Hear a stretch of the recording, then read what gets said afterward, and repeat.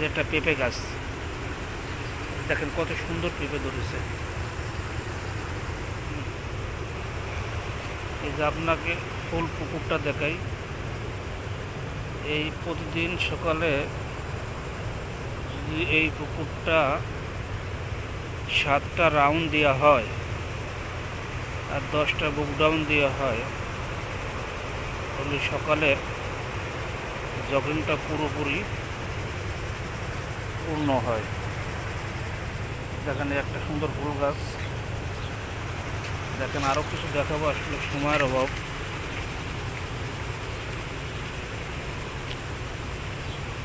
দেখেন আপনাদের একটা সুন্দর জিনিস দেখাবো। দেখেন এই যে আসছে, আঞ্চলিক ভাষায় আমরা কেলা বলি, ঠিক আছে?